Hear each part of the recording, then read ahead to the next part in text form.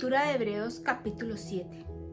Este Melquisedec fue el rey de la ciudad de Salem y también sacerdote del Dios Altísimo.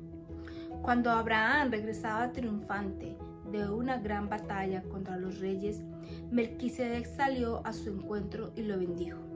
Después, Abraham tomó la 10ª parte de todo lo que había capturado en la batalla y se la dio a Melquisedec. El nombre Melquisedec significa rey de justicia y rey de Salem significa rey de paz. No hay registro de su padre, ni de su madre, ni de ninguno de sus antepasados. No hay principio ni fin de su vida. A semejanza del Hijo de Dios, sigue siendo sacerdote para siempre. Consideren entonces la grandeza de este Melquisedec. Incluso Abraham, el gran patriarca de Israel, reconoció esto al entregarle la 10ª parte de lo que había capturado en la batalla.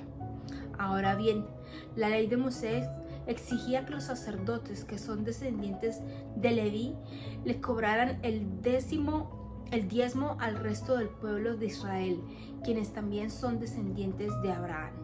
Sin embargo, Melquisedec no era descendiente de Leví, recibió de Abraham la 10ª parte.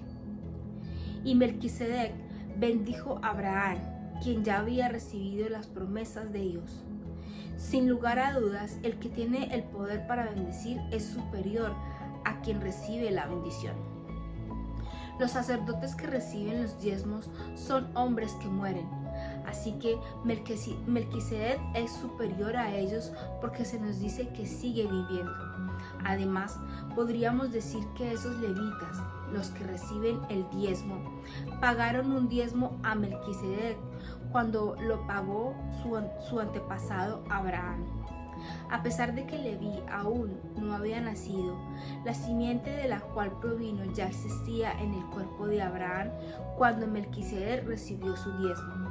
Entonces, si el sacerdocio de Leví, sobre el cual se basó la ley, hubiera podido lograr la perfección que Dios propuso, ¿por qué fue necesario que Dios estableciera un sacerdocio diferente con un sacerdote según el orden de Melquisedec en el lugar del orden de Leví y Aarón?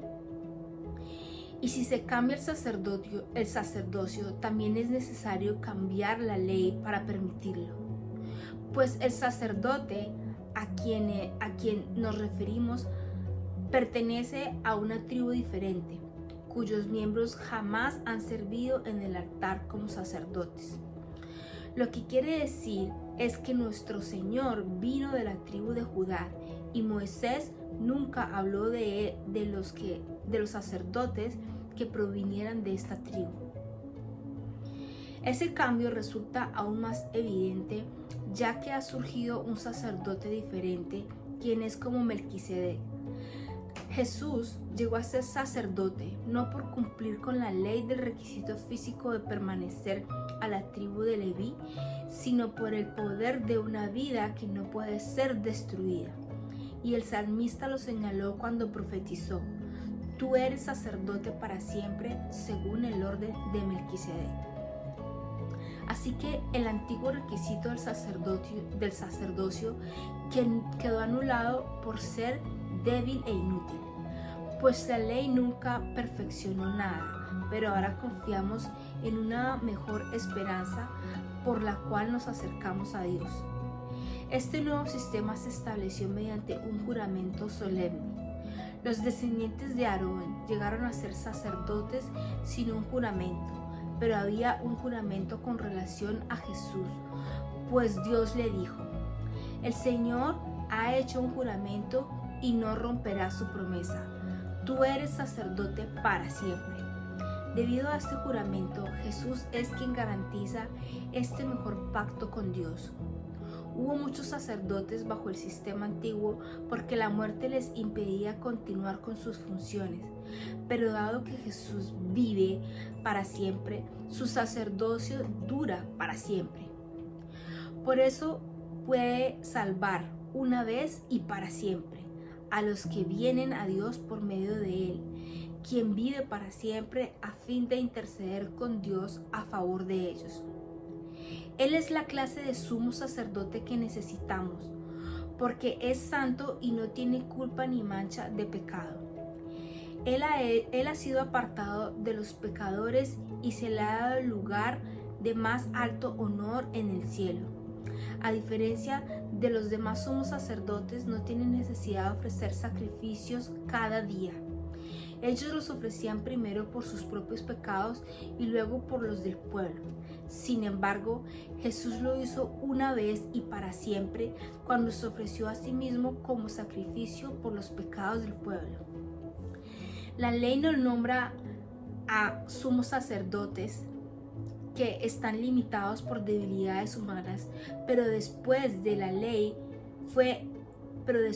que la ley fue entregada, Dios nombró a su Hijo mediante un juramento y su Hijo ha sido hecho el perfecto sumo sacerdote para siempre. Hasta aquí la lectura del capítulo. Mi Señor y Dios, gracias, Señor, por tu palabra, Señor. Parece, Señor, enredado y confuso entender todo esto del sacerdocio según el orden de Melquisedec, Señor. Y no es necesario que nosotros entendamos todo, Padre Celestial. Pero está bien claro, mi Dios, que tu Hijo Jesucristo es el sacerdote para siempre y por siempre, porque Él está vivo, Señor. Él está vivo y Él no necesita ofrecer ningún sacrificio por Él mismo para pedir perdón por Él, por sus pecados, ni por los de nosotros, porque Jesús es santo, puro y Él nunca cometió pecado. Por eso Jesucristo es sacerdote para siempre, según el orden de Melquisedec. Y eso, Señor, es una gran verdad que queremos aprender y llevar en nuestras vidas y tener el entendimiento de tenerla siempre presente en nuestras vidas. Gracias, Señor, por la vida de tu Hijo Jesucristo. Y hemos orado, Señor, y te pedimos que nos sigas permitiendo estar conectados a la lectura de tu palabra. Te adoramos y te alabamos en el nombre de tu Hijo Jesucristo. Amén y amén.